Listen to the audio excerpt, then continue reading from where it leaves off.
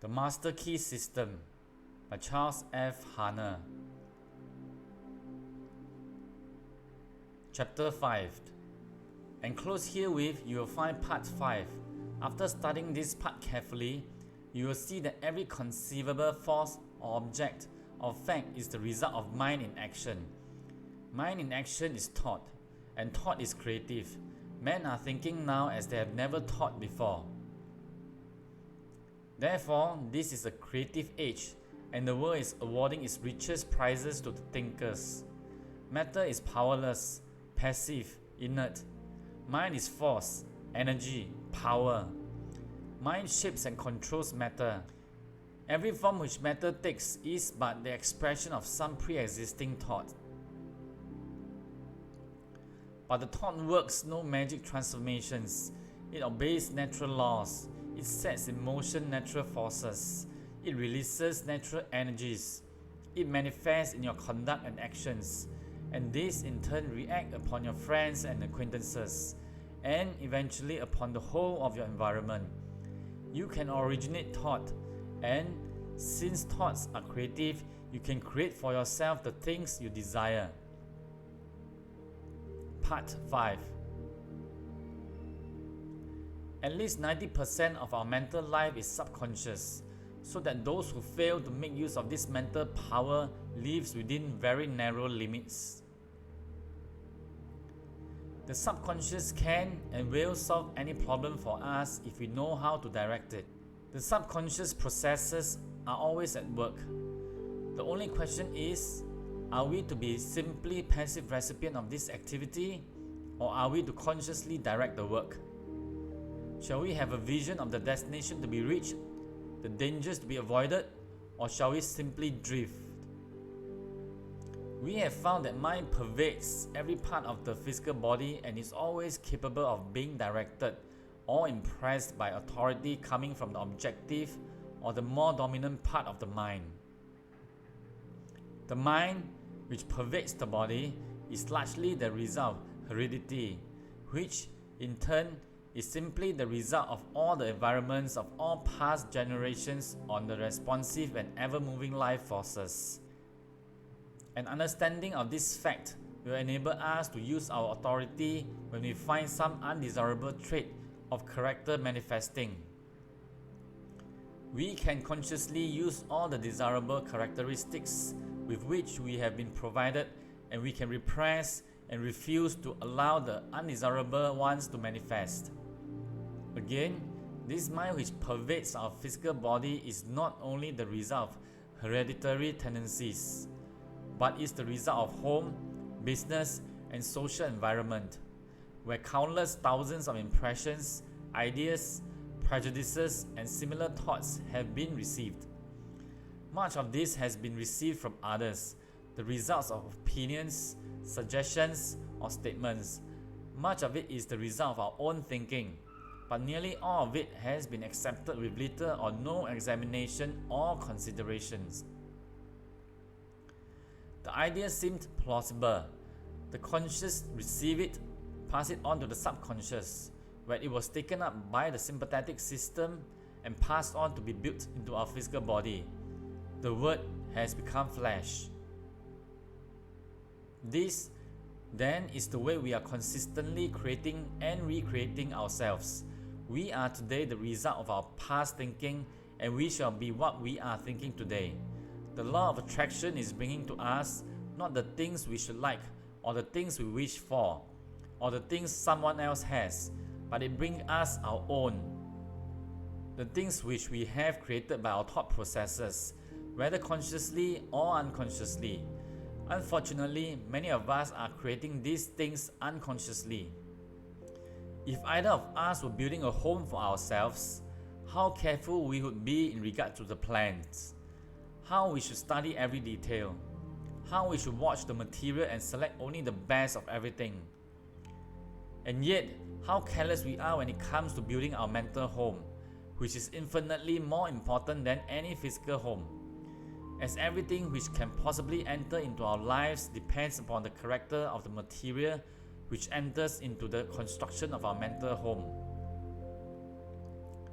What is the character of this material? We have seen that it is the result of the impressions which we have accumulated in the past and stored away in the subconscious mentality. If these impressions have been of fear, of worry, of care, of anxiety, if they have been despondent, negative, doubtful, then the texture of the material which we are weaving today will be of the same negative material. Instead of being of any value, it will be mildewed and rotten and will bring us only more toil and care and anxiety. We shall be forever busy trying to patch it up and make it appear at least genteel. But if we have stored away nothing but courageous thought, if we have been optimistic, positive, and have immediately thrown any kind of negative thoughts on a script pile, have refused to have anything to do with it, have refused to associate with it or become identified with it in any way, what then is the result? Our mental material is now of the best kind. We can weave any kind of material we want. We can use any color we wish. We know that the texture is firm, that the material is solid, and it will not fade. And we have no fear, no anxiety concerning the future. There is nothing to cover. There is no patches to hide. These are psychological facts. There is no theory or guesswork about these thinking processes. There is nothing secret about them. In fact, they are so plain that everyone can understand them. The thing to do is to have a mental house cleaning, and to have this house cleaning every day, and keep the house clean. Mental, moral, and physical cleanliness are absolutely indispensable if we are to make progress of any kind.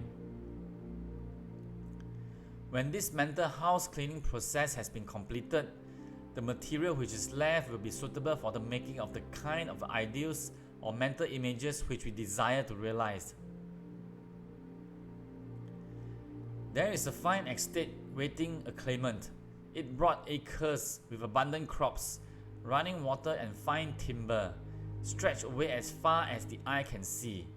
There is a mansion, spacious and cheerful, with rare pictures, a well-stocked library, rich hangings, and every comfort and luxury. All the heir has to do is to assert his heirship, take possession and use the property. He must use it. He must not let it decay, for use is the condition on which he holds it. To neglect it is to lose possession. In the domain of mind and spirit, in the domain of practical power, such an estate is yours. You are the heir.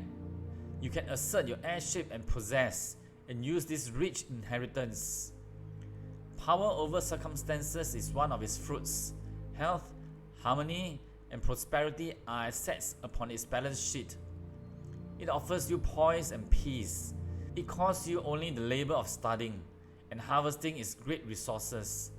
It demands no sacrifice except the loss of your limitations, your servitudes, your weakness. It clothes you with self-honor and puts a scepter in your hands. To gain this estate, 3 processes are necessary. You must earnestly desire it, you must assert your claim, you must take possession. You admit that those are not burdensome conditions. You are familiar with the subject of heredity. Darwin, Huxley, Haeckel, and other physical scientists have piled evidence mountain high that heredity is a law attending progressive creation. It is progressive heredity which gives man his erect attitude, his power of motion, the organs of digestion, blood circulation, nerve force, muscular force, bone structure, and a host of other faculties on the physical side. There are even more impressive facts concerning heredity of mind force. All these constitute what may be called your human heredity. But there is a heredity which the physical scientists have not compassed. It lies beneath an antecedent to all their researches, at a point where they throw up their hands in despair, saying they cannot account for what they see. This divine heredity is found in full sway. It is the benignant force which decrees primal creation. It drills down from the divine, direct into every created being. It originates life, and which the physical scientist has not done, nor ever can do. It stands out among all forces supreme, unapproachable. No human heredity can approach it. No human heredity measures up to it. This infinite life flows through you, is you. Its doorways are but the faculties which comprise your consciousness. To keep open these doors is the secret of power. Is it not worthwhile to make the effort? The great fact is that the source of all life and all power is from within. Persons, circumstances, and events may suggest need and opportunities, but the insight, strength, and power to answer these needs will be found within. Avoid counterfeits. Build firm foundations for your consciousness upon forces which flows direct from the infinite source, the universal mind of which you are the image and likeness. Those who have come into possession of this inheritance are never quite the same again. They have come into a possession of a sense of power hitherto undreamed of. They can never again be timid, weak, vacillating, or fearful. They are indissolubly connected with omnipotence.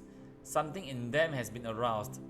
They have suddenly discovered that they possess a tremendous latent ability of which they were heretofore entirely unconscious. This power is from within, but we cannot receive it unless we give it. Use is the condition upon which we hold this inheritance. We are each of us but the channel through which the omnipotent power is being differentiated into form. Unless we give, the channel is obstructed and we can receive no more. This is true on every plane of existence and in every field of endeavor and all walks of life. The more we give, the more we get. The athlete who wishes to get strong must make use of the strength he has, and the more he gives, the more he will get. The financier who wishes to make money must make use of the money he has, for only by using it can he get more. The merchant who does not keep his goods going out will soon have none coming in. The corporation which fails to give efficient service will soon lack customers. The attorney who fails to get results will soon lack clients. And it goes everywhere. Power is contingent upon the proper use of the power already in possession. What is true in every field of endeavor, every experience in life, is true of the power from which every other power known among men is begotten. Spiritual power. Take away the spirit and what is left? Nothing. If then the spirit is all there is, upon the recognition of this fact must depend the ability to demonstrate all power, whether physical, mental, or spiritual. All possession is the result of the accumulative attitude of mind, or the money consciousness. This is the magic wand which will enable you to receive the idea, and it will formulate plans for you to execute. And you will find as much pleasure in the execution as in the satisfaction of attainment and achievement. Now, go to your room, take the same seat, the same position as heretofore, and mentally select a place which has pleasant associations. Make it a complete mental picture of it. See the buildings, the grounds, the trees, friends, associations, everything complete. At first, you will find yourself thinking of everything under the sun, except the ideal upon which you desire to concentrate. But do not let that discourage you. Persistence will win, but persistence requires that you practice these exercises every day without fail. Thank you for listening. It's been a pleasure to read this out to you. Have a fantastic day. Please like this video, subscribe to our channel, and turn on the bell for future videos. Thank you.